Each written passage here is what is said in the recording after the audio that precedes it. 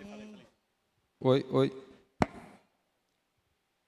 Glória a Deus. Eu saúdo os irmãos com a graça e a paz do nosso Senhor Jesus Cristo. Amém?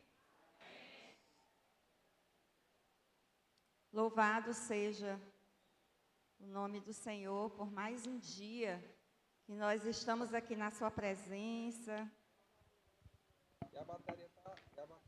Com essa oportunidade gloriosa de podermos meditar na palavra do Senhor. Enquanto nós podemos, né? E isso é um privilégio muito grande. Amém? Então, abra sua Bíblia comigo.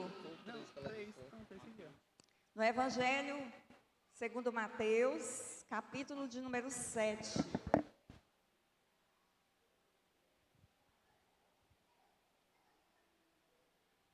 Capítulo número 7, nós vamos estar lendo do versículo 13 até o versículo de número 29.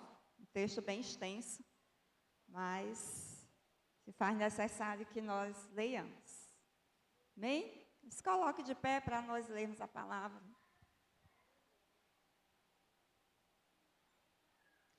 Glória a Deus. Diz assim a palavra do Senhor. Entrem pela porta estreita. A estrada que conduz à destruição é ampla e larga é a sua porta, e muitos escolhem esse caminho. Mas a porta para a vida é estreita, e o caminho é difícil, e são poucos os que o encontram. Tomem cuidado com os falsos profetas que vêm disfarçados de ovelhas, mas que na verdade são lobos esfomeados. Algumas versões dizem devoradores, né? Vocês os identificarão por seus frutos. É possível colher uvas de espinheiros ou figos de ervas daninhas? Da mesma forma, a árvore boa produz frutos bons e a árvore ruim produz frutos ruins. A árvore boa não pode produzir frutos ruins e a árvore ruim não pode produzir frutos bons. Toda árvore que não produz bons frutos é cortada e lançada ao fogo. Portanto, é possível identificar a pessoa por seus frutos. Nem todos os que me chamam Senhor, Senhor, entrarão no reino dos céus, mas apenas aqueles que de fato fazem a vontade de meu Pai que está no céu. No dia do juízo, muitos me dirão, Senhor, Senhor, não profetizamos em teu nome? Não expulsamos demônios em teu nome? Não realizamos muitos milagres em teu nome? Eu, porém, responderei, nunca os conheci. Afastem-se de mim, vocês que desobedecem à lei. Quem ouve minhas palavras e as pratica, é tão sábio como a pessoa que constrói a sua casa sobre uma rocha. Quando vierem as chuvas e as inundações e os ventos castigarem a casa, ela não cairá, pois foi construída sobre a rocha firme. Mas quem ouve meu ensino e não o pratica é tão tolo como a pessoa que constrói sua casa sobre a areia. Quando vierem as chuvas e as inundações e os ventos castigarem a casa, ela cairá com grande estrondo. Quando Jesus acabou de dizer essas coisas, a multidão ficou maravilhada com o seu ensino, pois ele ensinava com verdadeira autoridade, diferentemente dos mestres da lei. Amém, amados? Podem sentar-se. O capítulo 7 do Evangelho de Mateus é o último texto que nós denominamos como Sermão do Monte, né? Foi o sermão que Jesus pregou. Nós viemos durante todas essas semanas desse mês de agosto falando sobre o Sermão do Monte. Nós começamos lá no capítulo 5, com as bem-aventuranças, e agora finalizamos aqui no capítulo de número 7. E eu espero que os irmãos sejam tão edificados quanto eu fui quando eu estava estudando esse texto. E Jesus, lá no comecinho, né, no capítulo 5, ele começa lá a falar, a pregar o seu sermão.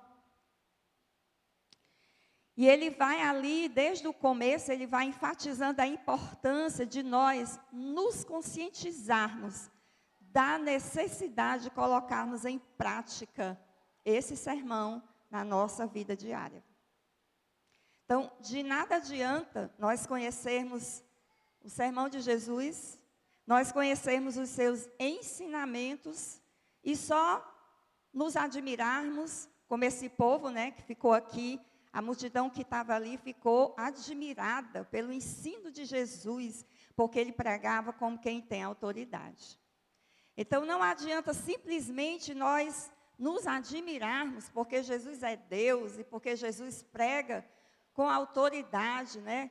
Prega com unção, porque Ele é o Filho de Deus, Ele é o Salvador e Senhor, se nós não aplicarmos esse ensinamento na nossa vida. Então, não vai valer de nada nós estarmos aqui toda terça-feira, ouvindo esse estudo e não aplicando às nossas vidas.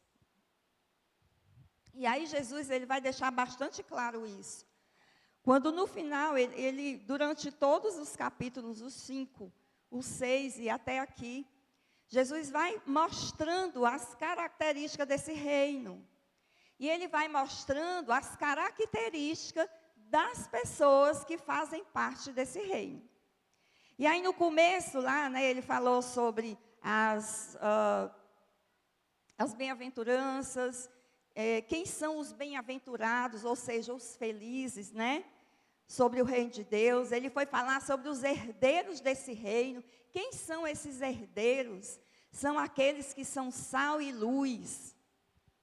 Ele vai falar também que ele veio cumprir a lei, contrariando todo o ensino dos fariseus, que haviam ensinado errado ali para o povo judeu. E aí ele vai falar também sobre o adultério, sobre o divórcio, sobre os votos, sobre o juramento, a vingança, o amor aos inimigos. E ele vai agora falar como viver no reino de Deus, vai falar sobre o julgamento e sobre a oração. E tudo isso que Jesus foi falando aqui, no decorrer de todo esse sermão, ele foi contrariando aquilo que já havia sido ensinado. Porque o povo não havia compreendido, na verdade, a lei de Deus. E Jesus, ele diz, eu vim para cumprir a lei. Né? Eu não vim abolir a lei, eu vim para cumprir como ela exatamente é, e que vocês compreenderam de forma equivocada.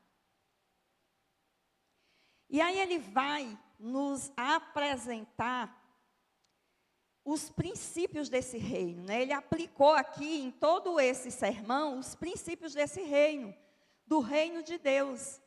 E ele tinha a finalidade de inculcar isso na nossa mente, de colocar isso dentro da nossa cabeça. Por isso que Jesus, ele é tão específico naquilo que ele fala. E ele é tão detalhista, né? Ele fala com uma riqueza de detalhes, para que nós pudéssemos compreender. E isso, ele nos leva à compreensão, ou seja, a compreensão, como assim, né? Mente, coração e vontade. Nós devemos compreender que somos povo de Deus. E como tal, nós temos uma natureza, o caráter igual o de Jesus. É isso que ele vai mostrar aqui nesse sermão.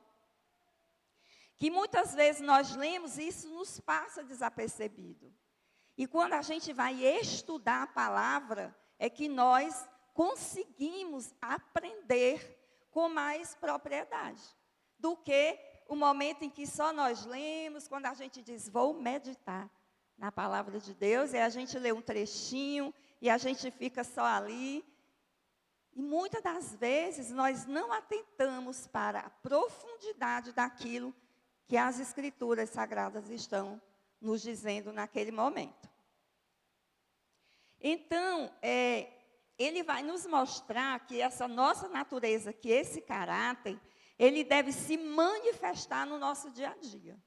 Durante toda a nossa vida, em tudo que nós somos e fazemos, né, nos nossos afazeres, nas nossas atitudes, nos nossos pensamentos, nas nossas escolhas, nós devemos manifestar esse caráter, que é o caráter de Jesus Cristo, né? E aí, o mais incrível que eu achei é de ter percebido e encontrado que o fato de que Jesus está mostrando para nós que Ele veio aqui para esse mundo estabelecer um reino. O seu reino aqui nesse mundo, mas que esse reino é completamente diferente de tudo aquilo que nós conhecemos que diz respeito a esse mundo. É um reino completamente diferente. É por isso que John Stott ele vai dizer que o cristianismo é uma contracultura do mundo, né? O mundo tem a sua própria cultura, mas o cristianismo vem se chocando com essa cultura. A cultura cristã, a cultura do reino de Deus, ela é completamente diferente, ela se choca com a cultura do mundo. Ou seja, não existe nenhuma harmonia entre o reino de Deus, as virtudes e características do reino de Deus, com os reinos desse mundo. E aí ele vai nos mostrar que esse reino é completamente diferente de tudo. E na Bíblia nós encontramos a descrição com muita riqueza de detalhes desse reino, com todas as suas características. Então, se alguém quer conhecer o reino de Deus, não vai conhecer assistindo televisão, vendo séries, assistindo filmes, novelas, mas vai conhecer o reino de Deus através da Bíblia, através das Escrituras Sagradas.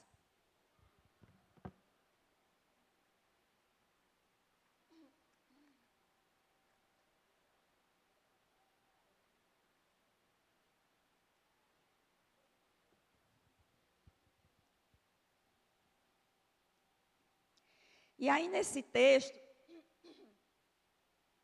Jesus começa a falar sobre duas qualidades de portas. E, ao mesmo tempo, ele também vai falar sobre dois caminhos. Aí a gente vai dizer assim, mas eu conheço tão bem esse texto, eu já li tanto, já meditei tanto, já ouvi tanta pregação, né, sobre esse texto.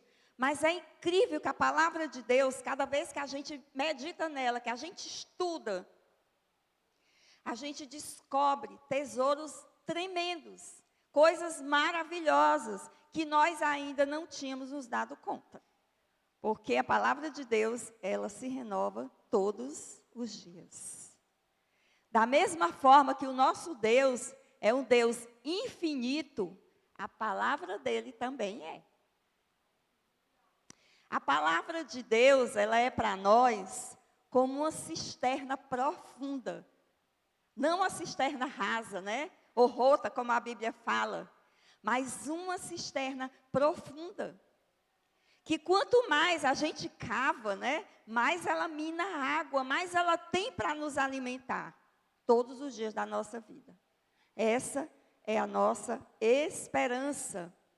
Que a palavra de Deus, ela se renova em nós todos os dias.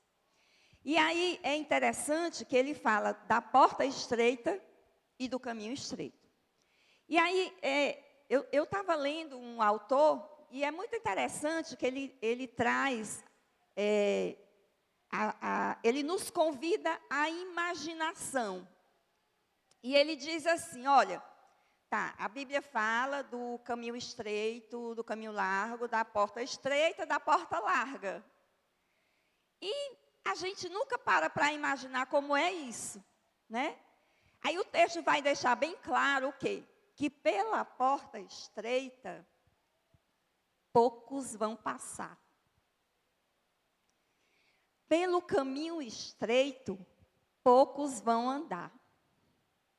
Mas pela porta larga, muitos vão ser atraídos por ela. O caminho largo, muitos vão ser atraídos por ele. Aí ele convida a gente a imaginar, ele diz assim, vamos imaginar agora essas portas, né?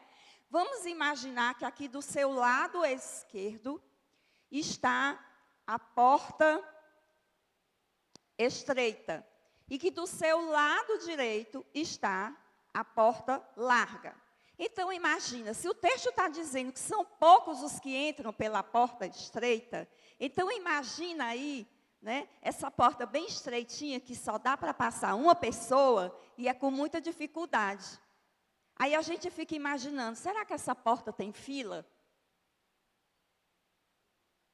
Será que as pessoas estão fazendo fila para entrar nessa porta, já que ela é tão apertada? E tem gente que tem medo de lugar apertado. Não é verdade? Tem gente que tem pavor de lugar espremido, apertado.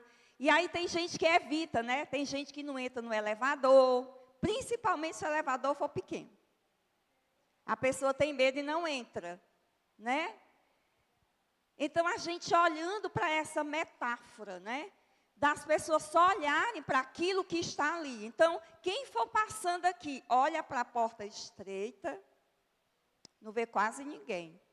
Aí olha para a porta larga, uma multidão tentando entrar. Não tinha fila não, né? Aquele amontoado de gente assim, todo mundo querendo entrar, empurrando uns aos outros. Eu estou aqui fantasiando, imaginando isso, né? Como é que seria isso? Aí a pessoa olha assim, oxe, eu vou para ali, né? Eu vou para ali, porque deve ter algo muito interessante ali. Uma multidão é que não tem ninguém, deve estar muito sem graça. É feito quando a gente, às vezes, vai ao cinema assistir um filme, e tem aqueles filmes que você vê assim, água com açúcar, não tem graça nenhuma. Aí você entra, tem umas 4 pessoas, 5 pessoas, né? Assistindo aquele filme. Aí você vai para o filme da Barbie, né? Uma fila imensa de gente para entrar para assistir aquele filme ridículo. Né? Então, meus amados, é isso que Jesus está mostrando para nós. Nessa comparação, para que a gente... Olha, Jesus é tão maravilhoso, tão lindo, que ele é didático. Ele usa coisas que nós conhecemos, né? Ele usa portas, ele usa caminhos, né? Ele usa coisas que nós conhecemos e que a gente pode imaginar.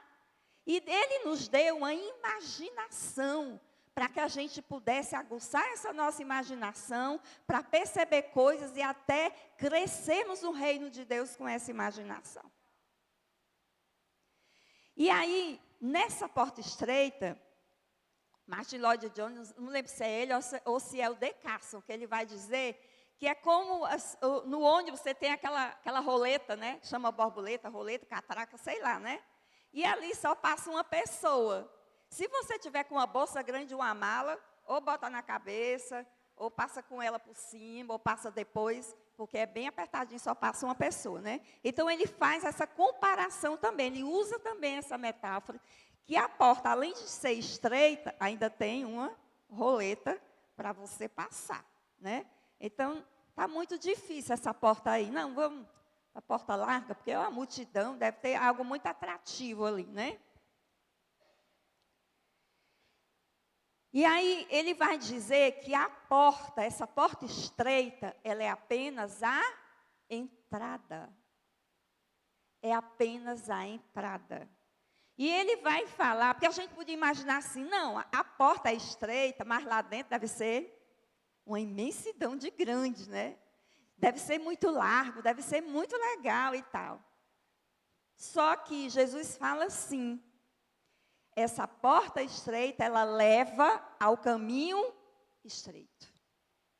Então, não é só a entrada que é estreita, a caminhada também é. Então, Jesus, ele está falando aqui de reino de Deus.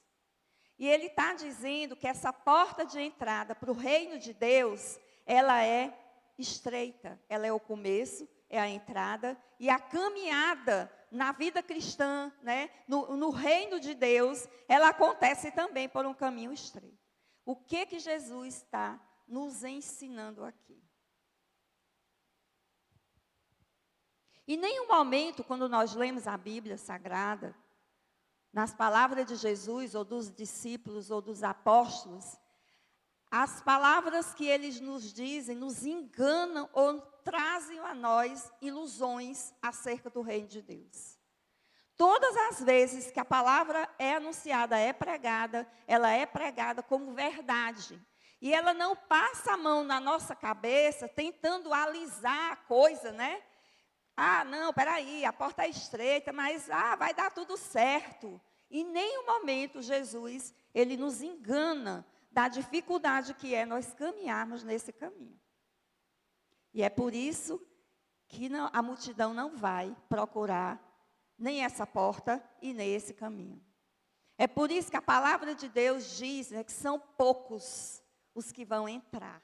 Não são muitos, né? E Jesus ainda diz que nem todo que diz o quê? Senhor, Senhor, entrará no reino de Deus. Então, uma multidão pode dizer Senhor, Senhor, mas nem todos entrarão no reino de Jesus Cristo. E aí, esse caminho que nós adentramos, através dessa porta, esse caminho estreito, que só passa uma pessoa, significa dizer que nós, ao atravessarmos por essa porta, nós deixamos bagagem fora dela. Toda a bagagem que nós temos, que nós trazemos do nosso nascimento, que nós trazemos da convivência com a nossa família, que nós trazemos com a convivência com o mundo, em todos os âmbitos das áreas da nossa vida, nós deixamos fora. Nós não entramos com essa bagagem dentro dessa porta. O que isso quer dizer? Isso quer dizer que nós saímos do mundo e deixamos toda a bagagem mundana, todo o mundanismo, tudo aquilo que nós éramos quando nós estávamos como velha criatura, quando nós estávamos ali longe de Deus, nos nossos pecados e delitos, desobedientes, nós, ao passarmos por essa porta, deixamos essa bagagem e não levamos nada.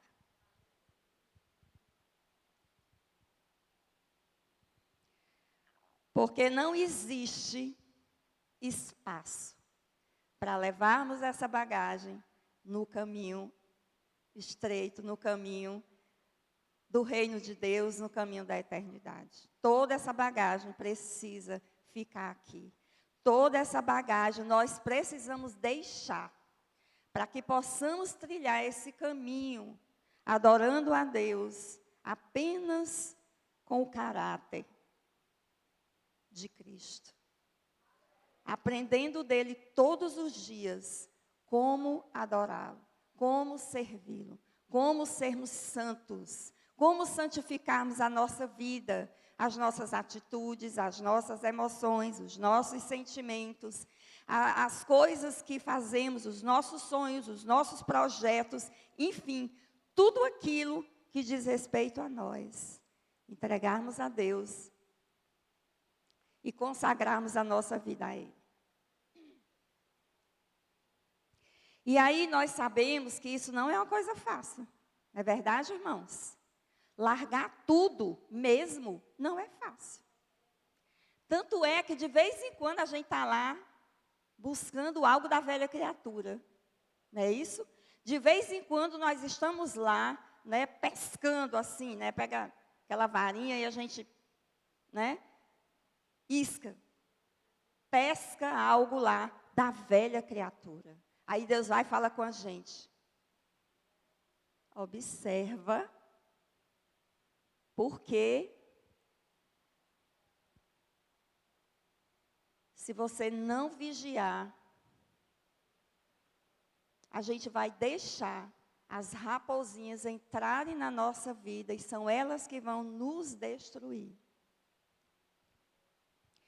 Então, graças a Deus pelo Espírito Santo que está sempre nos alertando. Graças a Deus pela palavra do Senhor que ainda é pregada na nossa nação, aqui no nosso bairro, nessa comunidade. Porque é a palavra de Deus que ela tem nos orientado, ela é a nossa bússola, ela tem nos ensinado. Né? Louvado seja Deus por isso. Então, é claro que é difícil deixarmos as coisas, a amizade com o mundo, porque é um rompimento. Nós estamos rompendo, muitas vezes. Eu fui para o Evangelho, eu tinha 23 anos. Então, eu tinha uma história de 23 anos. Tinha uma bagagem de 23 anos. Então, romper com isso, muitas vezes não é fácil. Comigo foi tudo muito rápido, parecia que Deus tinha pressa, né? Mas não é fácil, é um caminho que é estreito realmente de trilharmos. Porque tem os antigos amigos, porque tem os familiares que não conhecem Cristo ainda, que ficam nos criticando e muitas vezes dizendo para nós, só quer ser santo. Né? Olha aí. Sei não. Comedor de feijão, só quer ser santo. Rapadura também, né? Mas foram esses comedores de feijão que Jesus veio buscar, né? Foram esses comedores de feijão imperfeitos, cheios de falha, pecadores, que Jesus veio resgatar, restaurar para Ele. Porque nós estávamos perdidos. E foi o amor, a graça de Deus, sua misericórdia, que nos achou e nos trouxe de volta para Ele.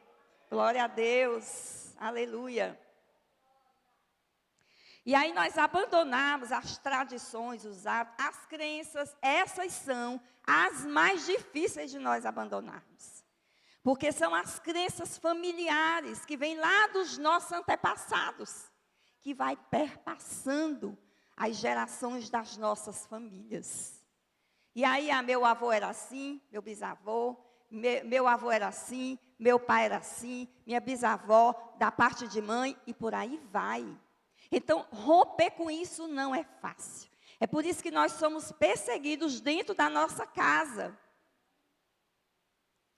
Porque são as velhas tradições, são as velhas crenças que não combinam com o Evangelho de Cristo, com essa nova criatura, né, que Jesus veio transformar para a glória do nome dele. Então, Jesus, quando ele está falando dessa porta, ele está falando de uma ação. É um convite. Jesus está convidando a entrar por essa porta. Ele diz, a primeira coisa que precisa acontecer para que você vá ter acesso ao reino de Deus é passar por essa porta. Então, é uma ação. Você vai e você passa. E isso requer o quê? Decisão, mas não apenas isso, compromisso. E não é compromisso apenas no dia em que você sentiu vontade, foi impulsionado a entregar a sua vida para Cristo. Não, é uma vida inteira de compromisso. Glória a Deus.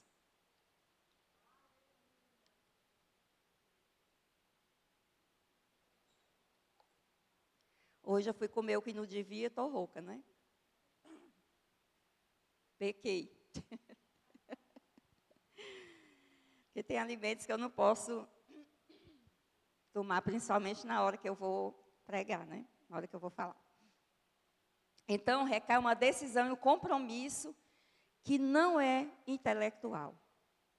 Muito longe de ser intelectual. Mas é uma decisão integral. Você vai, não é só o espírito, mas é a sua alma, é o seu corpo, o seu entendimento, é a sua mente. São os seus sentimentos, as suas emoções que você vai estar colocando diante de Deus, se colocando como esse ser integral que você é. E essa mudança, ela vai acontecendo. E aí o mais incrível, queridos irmãos, é que essa mudança, ela vai nos controlando, vai controlando o nosso ser, quando realmente nós entregamos o nosso viver a Ele. Então, vai mudando o nosso modo de vida, o nosso modo de ser, todas as áreas da nossa vida vai havendo uma transformação. E eu vou dizer para você, não há outra alternativa. Quando você vai para Cristo, você só tem uma saída: mudar. Você só tem uma saída: se deixar ser transformado por Deus. E quando a palavra fala nessa se deixar, né, ser transformado por Deus, não é você ficar se balançando numa rede, ou no balançador cantando alegremente. Faz aí, Jesus, né? Que eu estou aqui só esperando. Não. Aqui requer atitude. Aqui requer ação. Da mesma forma que Jesus convida a gente, a atitude, a ação de passar por essa porta, de entrar por essa porta, Ele também nos convida a caminhar nesse caminho estreito. Não é meramente ficarmos ali esperando que as coisas desçam do céu ou caiam do céu. Até porque só teve uma coisa que caiu do céu até hoje, né? Satanás.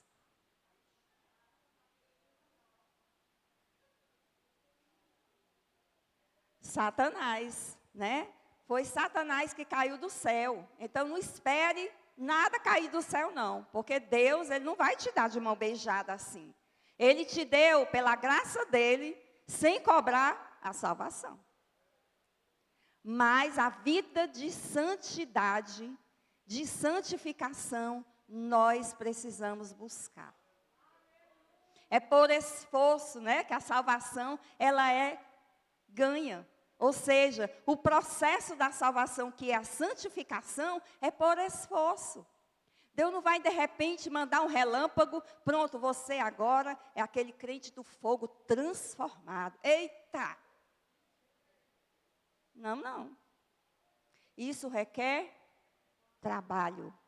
Isso requer oração. Isso requer choro. Isso requer clamor. Isso requer arrependimento.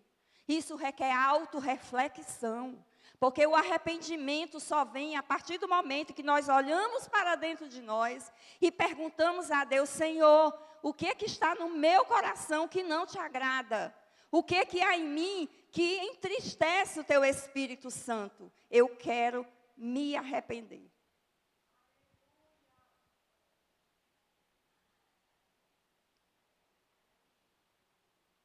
Mas aí, nada adianta nós abandonarmos as coisas do mundo, as regras do mundo, as tradições do mundo, se o mundo ainda estiver dentro de nós. Porque a gente pode até nem frequentar as coisas que o mundo nos oferece. O nosso pé pode até não pisar nesses lugares, né? Que a gente chama de mundo, mas está lá no coração. Então, Deus está olhando para o nosso coração, para a intenção do nosso coração. O que está dentro de nós? É a intenção de sermos santos?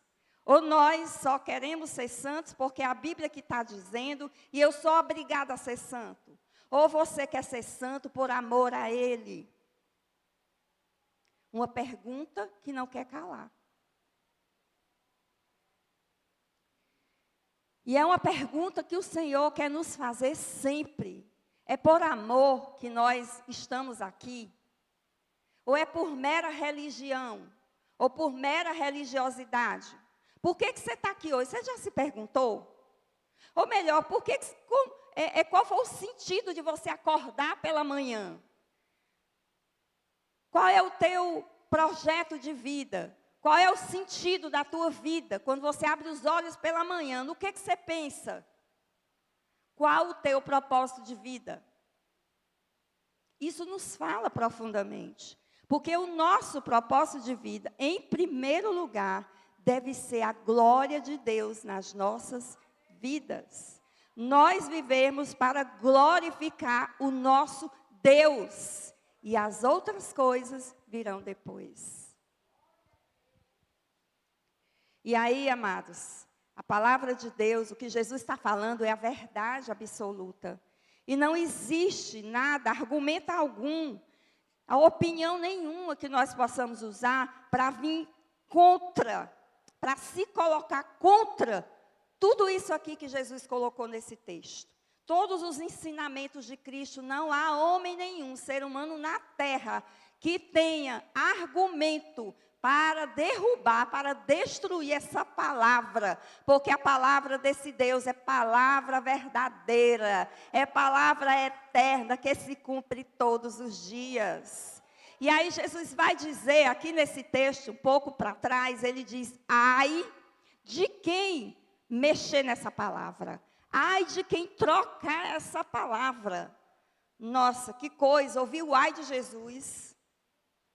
Nós temos o exemplo no Antigo Testamento, o que foi que Deus fez com o povo de Deus por toda a sua desobediência, não é? Então, que Deus tenha misericórdia. E aí, falando sobre essa situação difícil, que é o caminho estreito, que é a nossa vida cristã, que é uma vida espinhosa, sim, por todas as coisas que nós enfrentamos, mas nós temos algo maravilhoso que cai como um bálsamo na nossa vida. É que nós temos um Pai,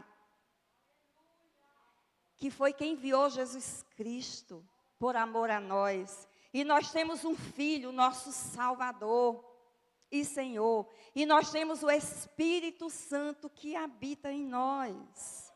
E quando nós colocamos eles no centro da nossa vida, dos nossos pensamentos e das nossas ações, a nossa vida se torna uma vida prazerosa, atraente, gostosa. Principalmente quando nós temos aqueles momentos em que nós estamos falando com o Senhor, em lágrimas, com o coração quebrantado. Porque naquele momento, nós nos colocamos diante da presença de Deus para dizer assim, Senhor, não sou nada diante de Ti. Com humildade, com quebrantamento. O Senhor é tudo e eu sou carente de Ti.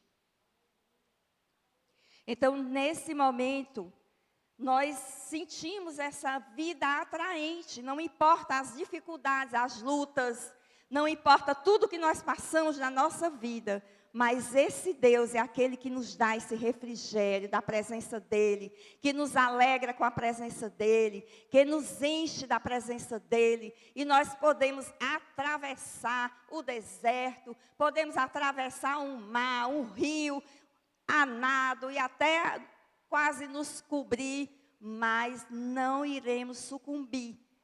Porque Ele está conosco ali em todo o tempo. O salmista já fala isso, né? Quando passares pelo fogo, Ele não te queimará.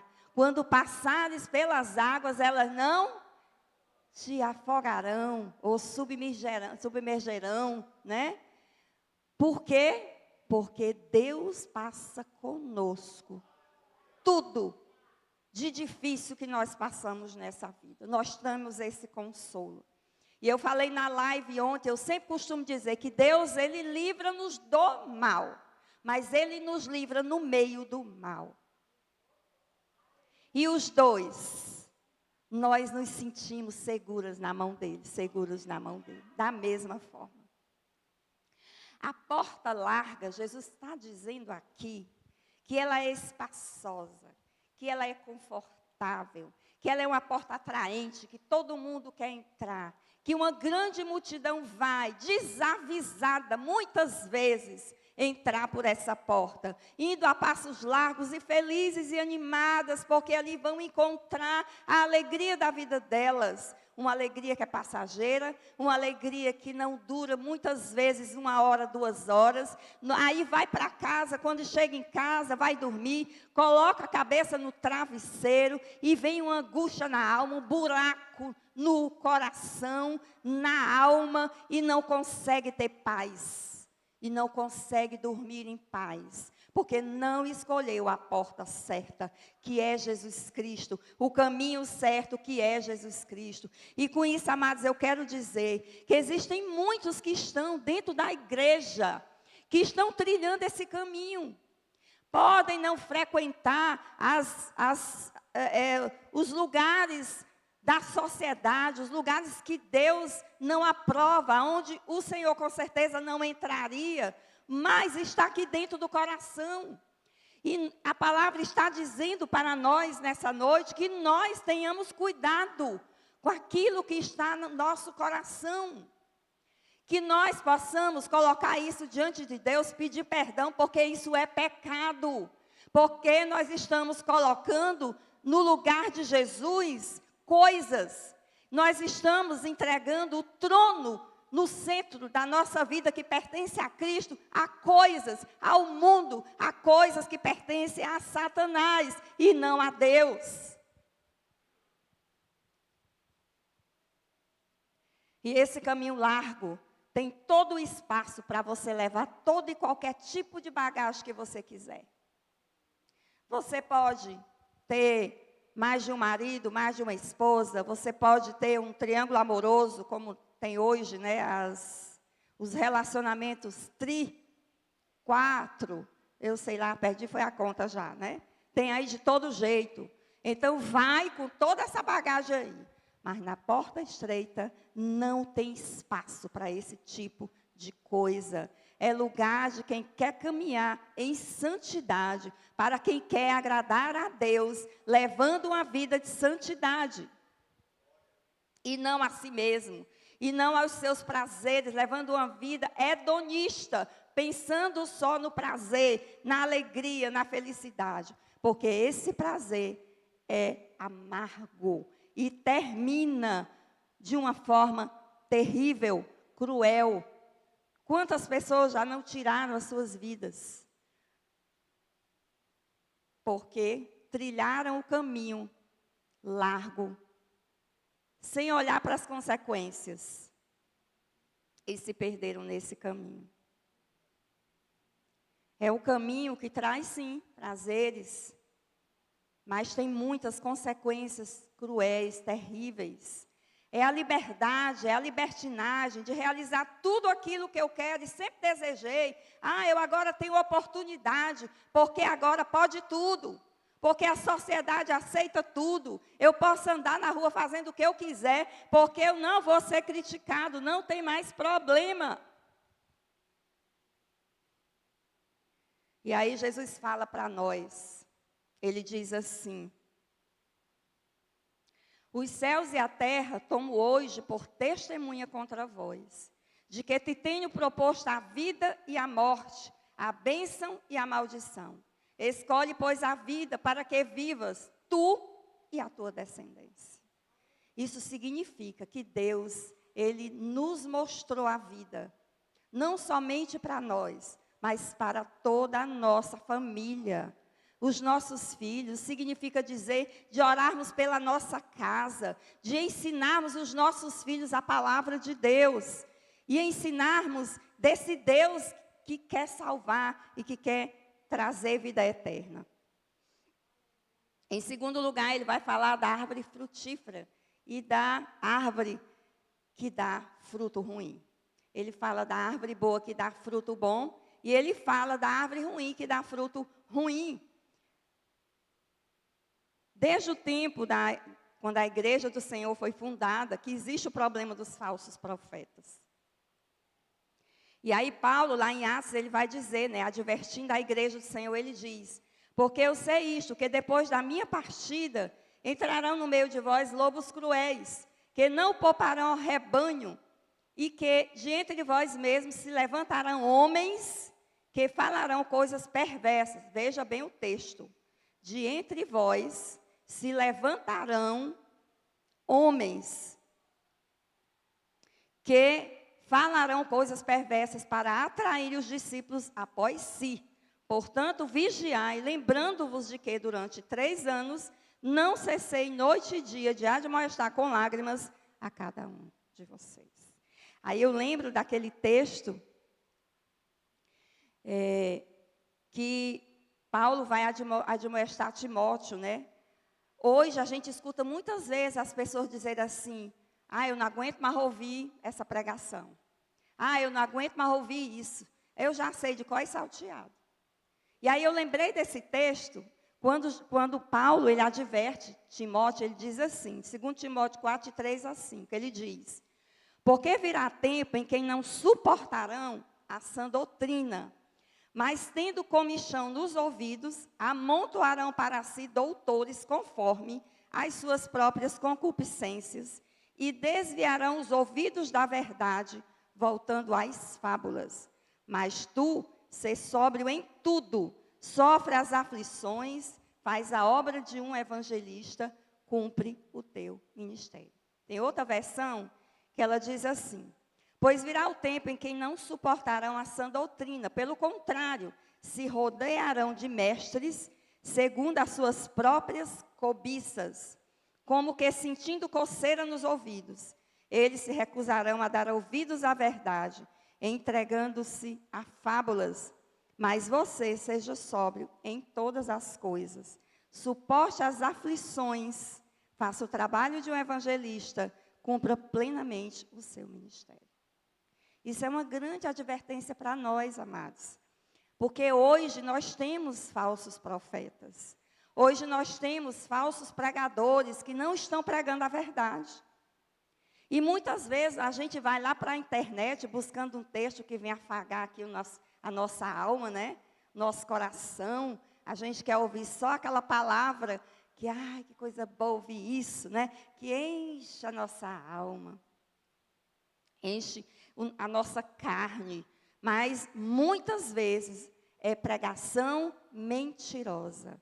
São falsos pregadores que estão tentando tirar, usados por Satanás, para roubar o povo, para tirar o povo de ouvir o verdadeiro evangelho de Cristo Jesus.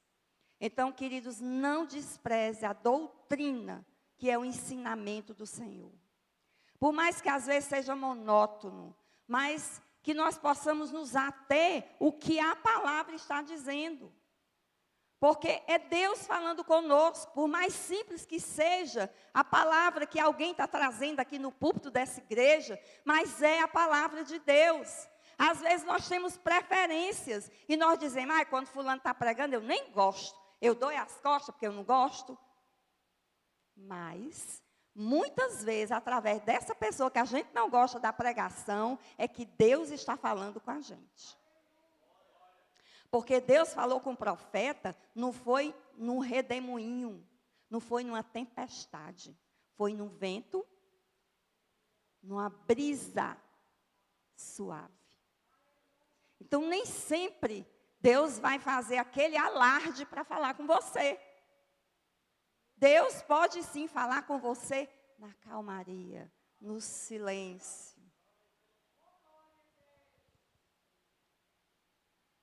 Então, que nós tenhamos cuidado, meus amados. Em terceiro e último lugar, ele vai falar do tolo e do sábio, né? Ele vai falar daquele que edificou a sua casa na rocha e aquele que edificou a casa na areia.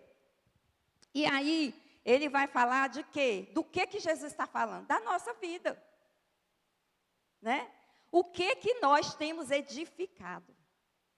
Aonde ou em que nós temos edificado a nossa vida, a nossa fé, o nosso descanso, a nossa esperança, as coisas do dia a dia, as preocupações do dia a dia, né? As lutas. Aonde nós temos fundamentado a nossa vida, né? Essa é a pergunta. E essa metáfora da casa, ela vai nos remeter exatamente a dois tipos de indivíduos, né? O sábio e o tolo. E aí eu fui buscar lá em Provérbios, e achei interessante pensando nessa figura, né, do sábio e do tolo, eu vi algumas características em alguns textos da Bíblia, que eu queria observar com vocês. Veja bem o que a Bíblia diz. Lá em Provérbios 14:16, ele vai dizer: o sábio teme e desvia-se do mal, mas o tolo se encolariza e dá-se por seguro. Qual é a palavra que fica quando a gente escuta esse texto?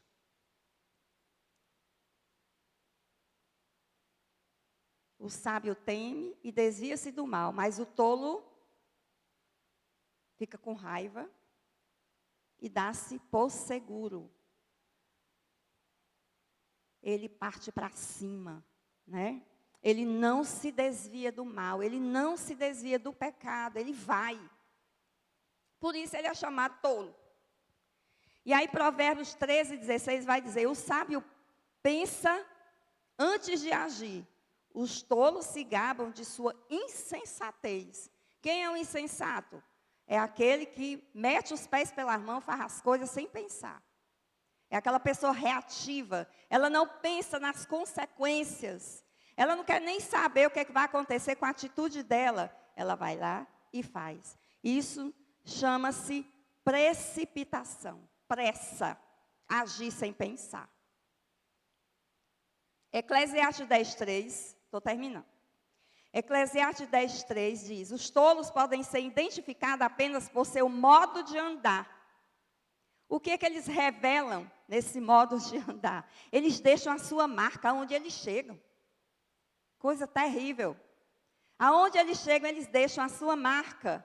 Então todo mundo diz: que cara mais idiota, cara mais imbecil, né? Quantos não já escutaram esse nome por conta das suas precipitações, por conta de não se desviar do mal? Provérbios 26:3 diz: conduza o cavalo com o chicote, o jumento com o freio, e o tolo com a vara nas costas. Pelo amor de Deus. Eu é que não queria um negócio desse. E aí, a frase que me veio: nem sofrendo aprende. Pelo amor de Deus, né? Provérbios 29:11 diz: o tolo mostra toda a sua ira, mas o sábio a controla em silêncio. Isso nos lembra de descontrole. É uma pessoa descontrolada. Não controla as emoções, não controla os sentimentos, não controla as ações. Ou seja, é uma pessoa de fato reativa. Quer bater em alguém, sente vontade de bater, bate. Né? Está lá dirigindo, alguém toma a frente dele, ele desce do carro e vai lá tomar satisfação. Se tiver armado, atira. Descontrolado, é uma pessoa que não tem freio. Sabe aquele carro velho, né? Aquele carro velho que não tem freio. Você pisa no freio, vala-me Deus, o freio está falhando. Ele fica descontrolado. Você não consegue botar, né, o pé no freio para ele parar. Assim é o tolo, né? Ele não tem freio, ele é descontrolado. Provérbios 1:7. O temor do Senhor é o princípio do conhecimento ou da sabedoria. Mas os tolos desprezam a sabedoria e a disciplina. A palavra que me veio aqui foi a desobediência. Ele não obedece à palavra de Deus, à sabedoria do Senhor, o conhecimento. Provérbios 15:7. A boca dos sábios espalha conhecimento. O coração dos tolos nada tem a oferecer. É uma pessoa vazia de virtudes. Misericórdia. Provérbios 18:7 diz: a boca do tolo é sua ruína. Ele cai na armadilha dos seus próprios lábios. Isso quer dizer o quê? Que ele fala demais. Então, cuidado aí, você que fala pelos cotovelos, né? Tenha cuidado. Tá bom? Ele fala demais, ele não vigia nas palavras, né? Então, ele cai na armadilha da sua boca. Eclesiastes 10:2 diz: o sábio escolhe o caminho certo, mas o tolo toma o rumo errado.